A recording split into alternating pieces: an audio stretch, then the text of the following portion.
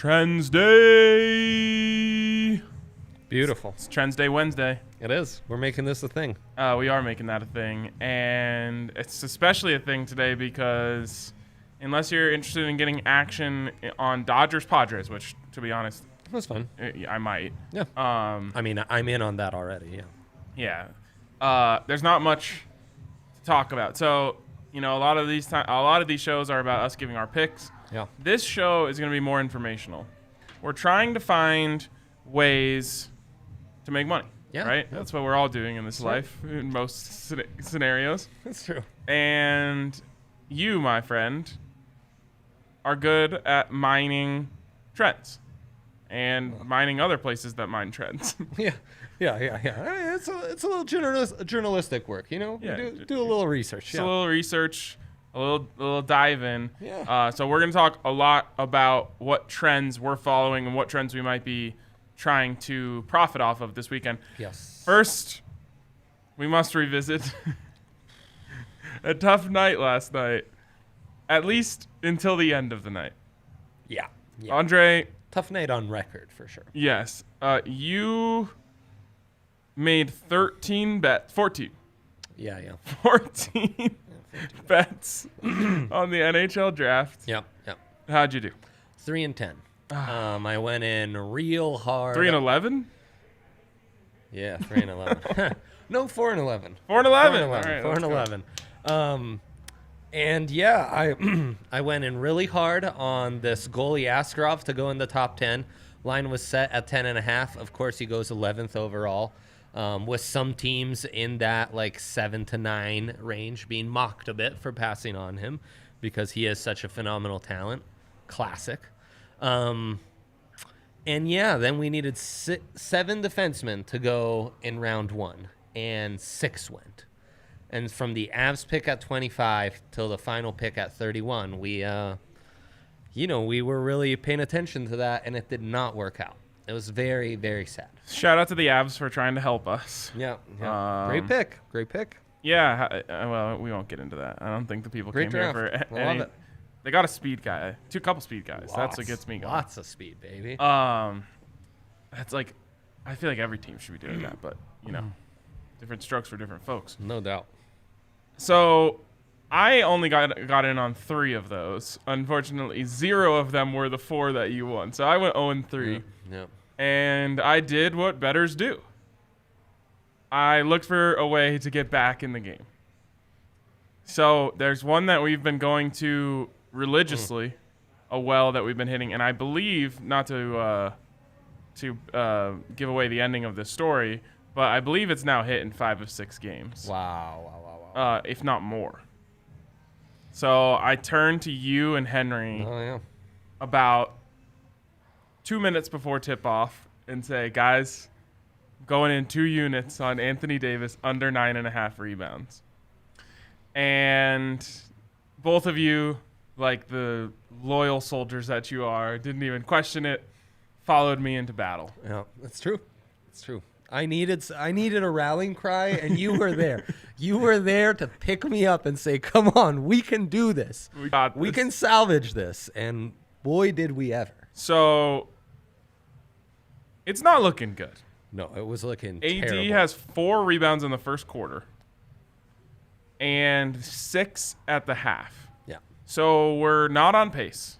Oh, we're not on pace. But not sunken. Yes. That's right. Then, in a 20-second stretch in the third quarter, he gets 3 in a row, which would have got him to 9. And this was literally 3 consecutive possessions. We went from 6 to 7 to 8, and then 9. But This is huge. this is everything. Yeah. On the 9th, or the would-be 9th, they call a loose ball foul on the Heat. And, it made a lot of sense to me after I did the math in my head. If the foul was when the ball was loose, there's no rebound. The rebound wasn't had. So, rebound scratch, still at 8. But we are nowhere near out of the woods. Oh, yeah. We still have a whole quarter to play. Third quarter ends. I tell you, I need to get out of here. Yeah. It's not happening. It was dead. I've lost too much already today. I need to get out of here. So 2 minutes into the fourth quarter, no rebounds. 3 minutes into the fourth quarter, no rebounds. 8 Potential minutes. injury. An at one point injury in with this like stretch, 5 minutes left. Yep. Stays in. We're down to under 2 minutes, still at 8. And then he gets one. Yeah.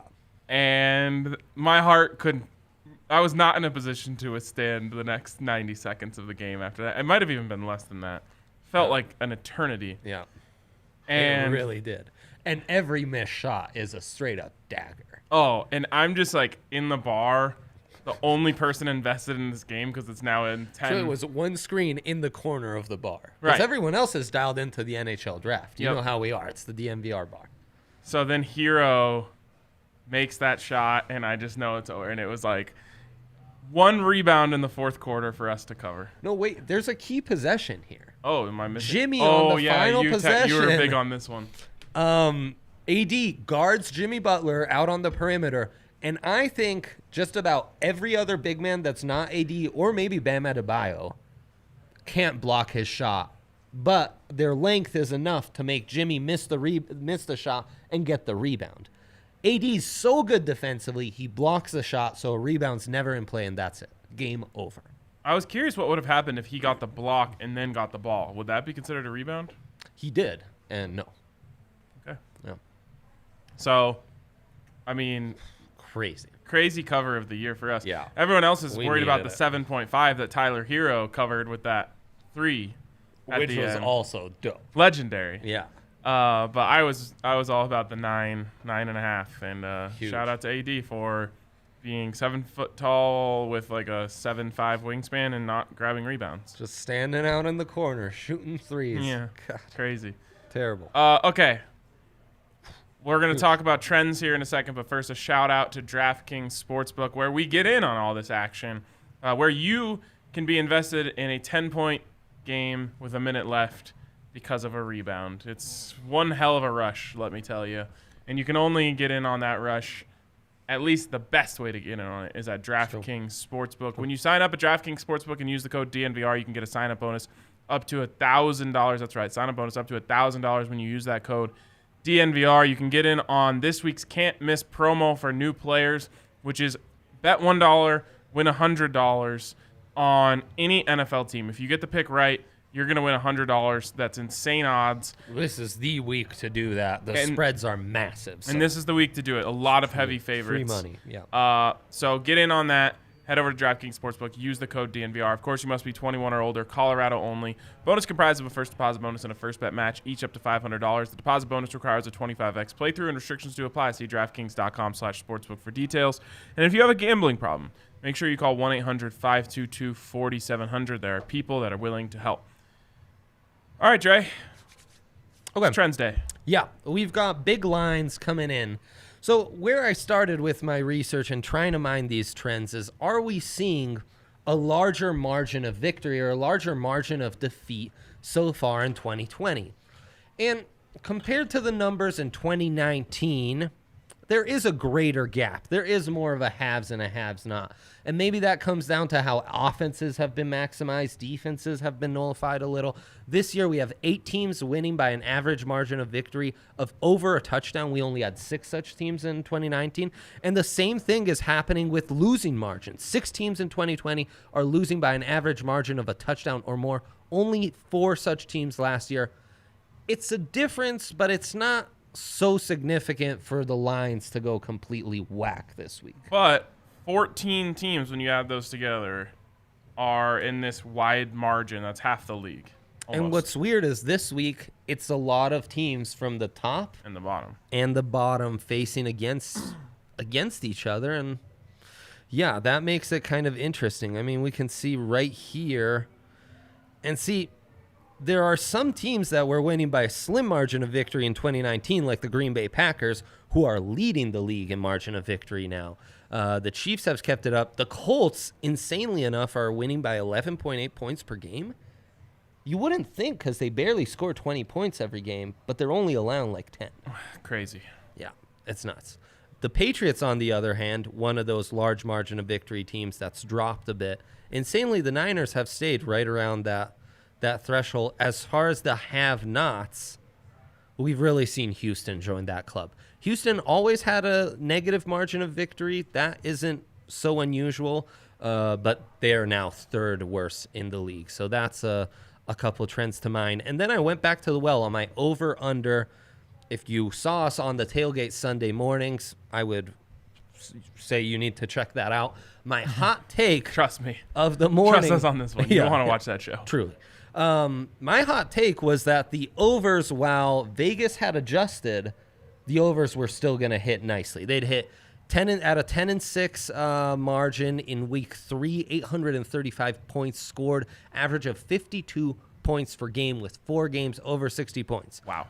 And there was a big adjustment. Did you ever put together that round robin parlay with all the overs you were talking about?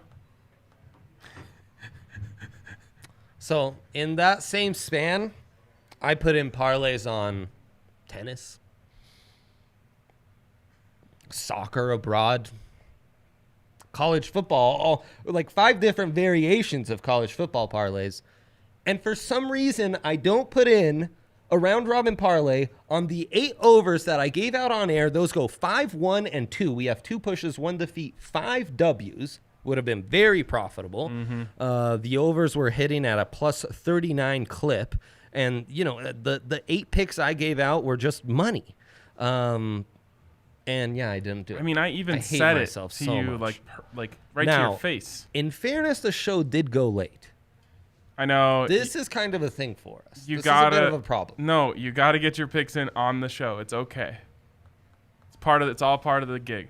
Yeah, I'm always the one who takes it too seriously. I should just do that. I also, we usually show up 30 minutes before the show.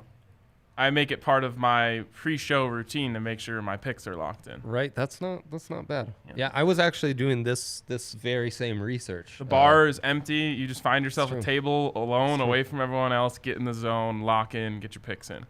So my picks killed. The theory was still valid, but overall there was a drop-off in the overs, with Vegas adjusting.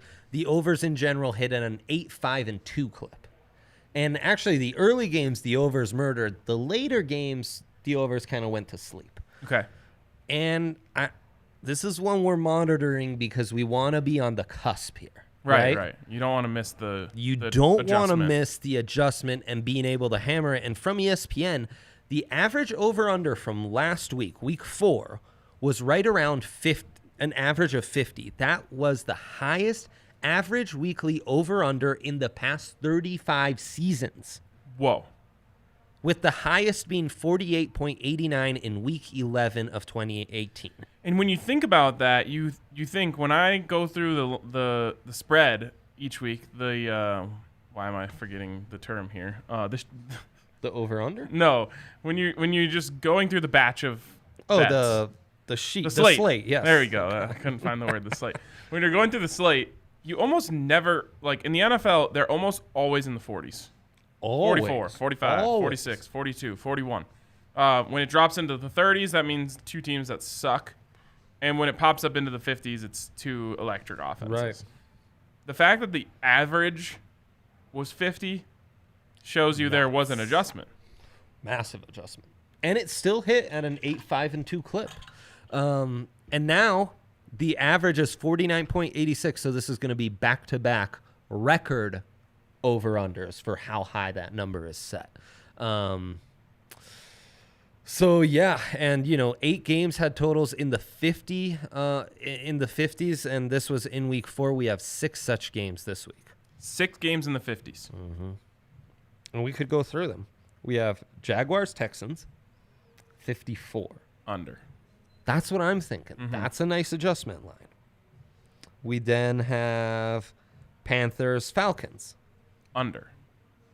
54 and a half. That one I felt like might be one of the nice overs. Falcons allowing second most points of any team in the league, over 35 per game. Okay, fine. Cowboys are worse. I'm not as sold on that one. Giants, Cowboys, 54.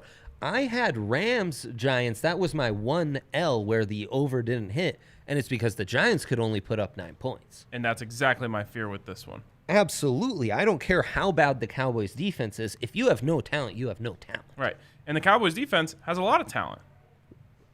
Right, on paper it does, yes. And it's so easy to beat the Giants, just blitz them. Yeah. They can't do anything. So that's another under 54. You're getting baited. Yep. So where we're trending here on Trends Day is... This might be the week. This is the week. I think this is the week. Also because this is the week where we have a lot of games like Rams-Giants last week, where the spread is massive. It's going to be a team getting blown out 30-10. It's what happened in Chiefs Patriots, 48.5, right? I said no, the under with Brian Hoyer, no way that hits. And even with the pick six, as hard as the Patriots quarterbacks tried to get the Chiefs to put up more points, that missed by like 18. Yep. How do you feel about betting unders, like as a viewer experience in the NFL? Because I think it's really important to mention that. In the NFL, it's different. In college football, I truly hate myself sometimes. There's so many mistakes. Oh, That's what gets you in college football. It's college football, so typically there is a receiver open almost every play. Yes. And to see that as a viewer who has money on it, it's infuriating. But in the NFL, I think unders are kind of fun. Can be. They're a bit brutal this season. Oh, totally. A bit brutal. I mean, the one under I had going into the week was Chargers against Tampa Bay, 42.5 that was set. They scored 69 points in that one, bro. So I think the strategy here, and I talked about this on the DNVR Broncos podcast this morning. The quarterback play in this season, Andre, I think is the best I've ever seen in my entire life. Yeah, because defenses aren't as good. No home field, you know? I don't know what it is, but Aaron Rodgers, Russell Wilson, right. Patrick Mahomes, You're right. Lamar Jackson. You start going down the list. Dak Prescott is on a tear. Yeah. You just start going through all these guys, and it's like, man, all these guys are just playing so well. Tom Brady is playing really well still. Kyler's looked really good at Kyler points. has had his moment. It's like, man, Josh Allen. So that's the thing that scares me a little bit. I wonder if there's a place where you can go and just say, avoid these 8 quarterbacks in under games unless they're matched up against these 8 quarterbacks. Yeah. Well, and then you wonder, with this being an odd season, like we were talking with Brandon watching the Monday night game, and he was talking about how the Chiefs had just installed their real offense this week, week 4. I think that's happening on a lot of NFL teams, and it's not just happening on offense, it's happening on defense too. Yeah. And how are we going to adjust? Yeah, it's and there is something to the quarterback play, though. I do think you're onto something there, because with all the injuries affecting, wide receiving cores, O-lines, defenses, if you're starting quarterbacks in and he's hot, that makes all the difference in the world. It might be something to look into for Trends Day next week, is what quarterbacks are forcing overs and what quarterbacks are forcing unders. I like that. So we're 2-1 on wanting to go with the unders on these adjusted. We've got on the 50 2 plus. more. Yep, on the 50 plus. Vikings at Seahawks 57.5. You say under. That's the one that's tempting though. No, because not to the me. Seahawks are just in all these high scoring games. I know, but 57 points. Kirk Cousins has to really hold up his end of the bargain there.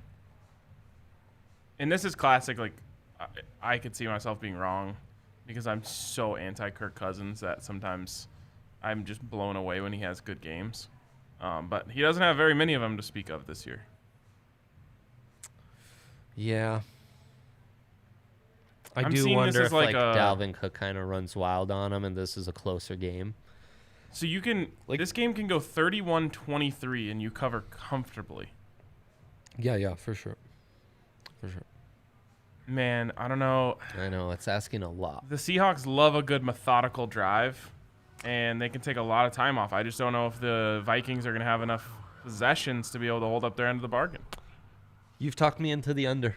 You've talked me into the under. Gary Kubiak is the coordinator. He's going into Seattle against this explosive offense. Him and Zim, he's saying, Gary, we need to run the ball 35 times. Oh, yeah. You need to keep my defense off the field because Russ is otherworldly this year. We truly don't have answers for him. So you got to pound the rock with Dalvin Cook all day long. And Gary's saying, I thought you'd never ask. Yeah. So, yeah, that's an under right there. Okay, final. Chargers at Saints, 51.5. And again, the Chargers they're a tricky one because with Herbert, all of a sudden they can't score enough points. Yeah. It's crazy. Herbert's first start, they scored 17 points against the Chiefs. Oh, that was a start. You're right. You're right. No, yeah, it was. Yeah, it was. I keep thinking he was thrown in mid-game, but Right, no, he started that. He started the game. They score 17 points. And then the next week they go and he scores 31. So he's a little bit, if we were doing the quarterback trends, we wouldn't know yet on him. Yeah. The thing I will say is that, Tampa Bay, who just went and scored 38 last week, scored 14 or 17 against this Saints defense? Yeah. But on the same hand, the Raiders absolutely took it to the Saints defense. But, the Chargers don't have Darren Waller. Yeah. I feel like not Waller. That's the Raiders. that's what I'm saying. They don't have Darren Waller. Darren Waller is the reason why the Raiders were able to, carve up the Saints. Sure. Yeah, you're right. It's tough. I think I lean under again. I think so, too. The thing is, can the Chargers tackle Alvin Kamara? Why can't people tackle Alvin Kamara? I don't know. He's Reggie Bush, circa USC mid-2000s now. What percentage of running backs in the league are guys who were underused at Alabama? They're all over the place. That's a decent amount. It's crazy. Yeah. Like Josh Jacobs, Alvin Kamara. I know there's more out there. Derrick Henry, technically, in some ways. Isn't the I'm blanking on his name for the Packers? Aaron Jones? Is he an Alabama kid? No, I don't think. Okay. He might be a UAB kid. Maybe. Oh, man. Maybe he transferred from Alabama to UAB because they wouldn't give him the damn rock. Wouldn't put it past him, honestly. Alabama. He went to Texas. Okay. Did he? Yep, and then, Okay. Texas. Okay. I think I'm the under guy this week. I think so, too. Huh. Feels dangerous. By the way, rewatching those shows, boy, I'm lapping you guys with my hot takes. Time to step it up. Listen. One of your guys, you and Hank went in together on a Jeff Driscoll will outduel Tom Brady take. That's the hottest Jeff Driscoll take ever. didn't end that game. That's the hottest take ever. He outdueled his own offensive line. That should have been the hot You're trying to have right takes. Yes, I'm trying to have hot takes. But isn't there a fine line between hot and hot garbage?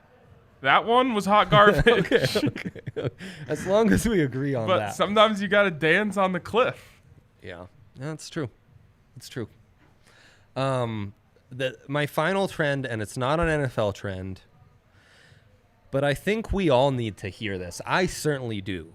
I've had this feeling because I have won money on, the Florida Marlins in the playoffs. Oh, we're talking about the MLB now. And the A's, and the Houston Astros have actually been dogs in a lot of these games, and they're going far. So I thought, man, it's felt like underdogs have been profitable.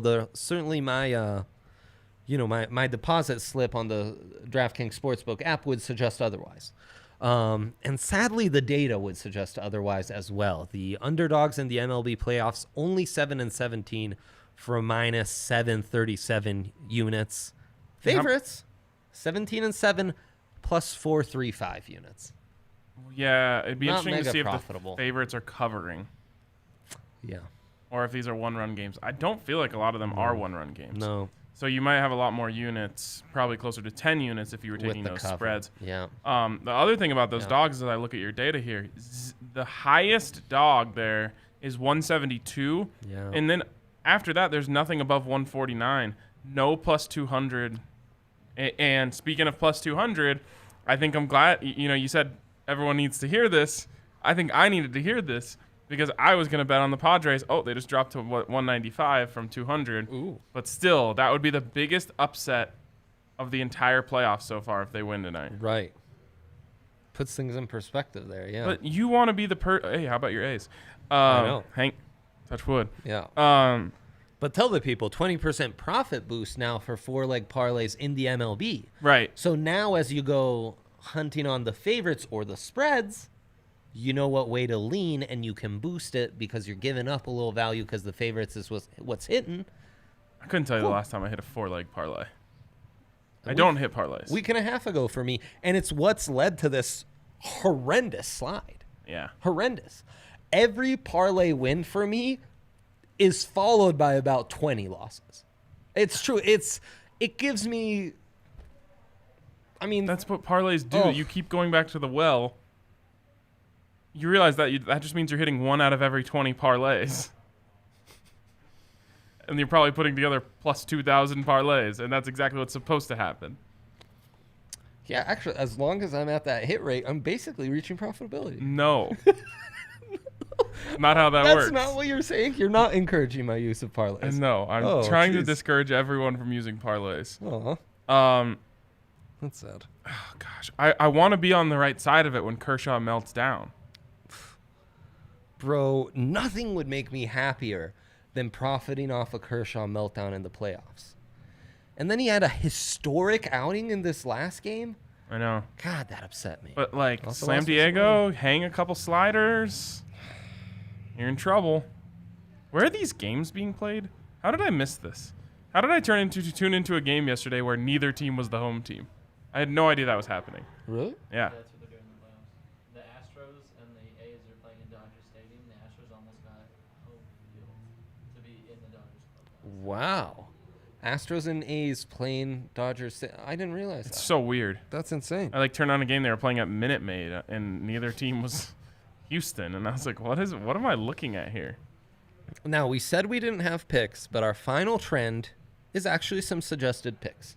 Oh, okay. And this is from our good friends at Action Network, who They really are our good friends. they are. Even though we've never talked That's to right, anyone but- from there. You've got my number. They give out different betting systems. It's almost like I have a Roth IRA, and you can pick more aggressive, less aggressive. Oh. What kind of systems do you want to go after? This is basically the same thing. Where are you at on the Roth IRA? A very, very my aggressive Roth IRA has been doing very well. Some would say that's what I should be putting my money in, and not these bets. But I digress. That person would be wrong. That person would be. This sounds like a incorrect. conversation I would have with my neighbor, who we talk about lawn care together. You know, I'm walking to work. I see him out there. He's like, "Hey, how's the lawn doing?" You're I'm like, just "It's Tim coming Allen." along slowly but surely." He's like, "Oh, that Black & Decker treating you well?" I'm like, "Yeah, it is." Anyways, then I feel like next time I'm gonna ask him if he's going with the aggressive or conservative Roth IRA. Exactly. I went aggressive as a gambler will, and it's been very nice for me. Another system, though, from a gambling perspective on sports, that is this windy unders. Wonders, if you will. Well, I mean, Action. If you want these kind of names, find us. Our DMs are open. The record on the windy under, 527 and 398. 14 Jesus. pushes. That's a 57% win percentage. Doesn't the win percentage make it seem way less exciting? It does. Return on investment of 11%. Still doesn't feel as good as 527, I know. 398, and 14. And we, lucky people, have 3 such games Sounds that like are a weekend occurring. record for you. What? A weekend betting record for Yeah, you is yeah. 527, 388. I mean, had we kept tracking, that's about what I'd be at right now. Yes. We have 3. We are very lucky because a lot of these, they're things you gotta keep doing over time.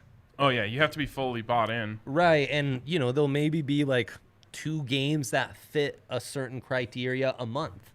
We have 3 such games this week, and there were a couple more borderline ones that I have in my bet slip. But the under 64. Okay, well, what constitutes a windy game? Aha. Well, for starters, you bet on the under. The average wind speed is between 13 and 50 miles per hour. 50. The game is played during the regular season. That's the standard for this. Okay, Under 64. so we're going off of wind projections, not win projections, but wind projections here. Harrison Wind, not win, W-I-N. Yes. First game, Central Arkansas, Arkansas State, under 64. Boy, this is going to be an unders week for us. What day is that? Is this all Saturday? That's the 10th. I'm assuming that's Saturday. All right. Under 62.5, Texas State, Troy. Under 44, I like this one because these are two really good defenses. Pitt, BC. Okay. So here's how this is going to work. Yeah. I'm going to bet on all three of these. Of course. If all three of them hit, I will never not bet one of these ever again in my life. We need to check it basically every Wednesday. We need to come back to it. 2-1, we're definitely going back to the well next week. 1-2, I'm out on it forever. 0-3, we're bashing you publicly and you're dead to us forever. I'm calling the police. I like it. Earlier when I was looking at, and the wind projections must have changed in just the last few hours. I also saw Alabama at Ole Miss under 70.5. Oh, did you go? No. Are you going through every game and looking at the forecast now? You're like, boy, Andre says he's busy, but I swear he took all of Wednesday to just chart the wind patterns. He has 70 tabs open up on his computer, and it's all AccuWeather. You know, that's actually how I got my 3 science gen ed credits. Was a meteorology class I had to take as a summer class. Wow. And I didn't do any work. But in the final project, I went back and tracked the entire month of weather reports, made up what the clouds were that day. You know, I made up that it was a cumulus nimbus day and would mix it up from time to time and had, the weather report and everything. And that got me an A. Boom. Nice. I went to my advisor, shout out, not going to say her name because of what follows here, and just said, like, do I really have to take these science classes? Like, if I do that, I'm going to be taking, like, 18 credits this semester, and I'm trying to graduate. I'm a senior. And she was just like, shh. And I was like, okay, cool. Oh, that works? Yeah, that works. Oh, my gosh. I did take 18 credits my senior year and made it work. Arkansas Auburn under 48 was also on this. Again, the wind must have shifted. And South Carolina Vandy under 41.5 were also on this. So we will keep monitoring the wind. So you are out of pocket here on some side wind? They were in this. It's since been modified, and those have been taken out. It's not windy enough. That's what I'm saying. You can't just go outside of the these parameters are like here. a soft flirt that's out there that we will keep monitoring. All right. We got to see if it's going to get gustier as the week goes on. Right. We're rooting for you, Gust. We're rooting for you. Isn't that crazy how wind can affect? I mean, I don't know if you've ever been to a windy football game. Sure. First of all, wind, by far the worst element.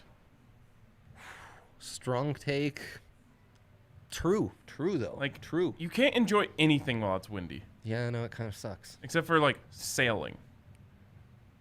No, when I'm sailing, Ryan, I like a nice, not a windy saily day. not that kind of guy. No. Oh man, yeah, I hate wind. Yeah, that's no fun. With a fiery passion. It's true.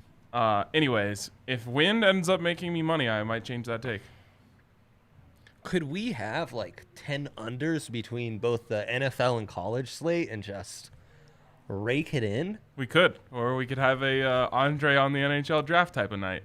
It's happening, people. I think it's happening. Under week. That's what we're calling this. Under week. Ooh, I love it. Yeah. I love it. Okay, great. Someone notify Hank. Hank. It's under week. It's under week. All right. I think that's all the trends I've got for you. All right. Well, you heard it. We got wonders. Yep. And we got trends that we're following. Faves in the MLB. Right, which is so boring. And I think the margins with the haves and have-not, I think we'll be hitting a lot of plus spreads this week. I want to look into these quarterbacks. We're going to go through those on our Friday show, and we're going to talk through the quarterbacks. All right, sounds good. Thanks, everyone, for tuning in, and prepare yourselves for under week. Later.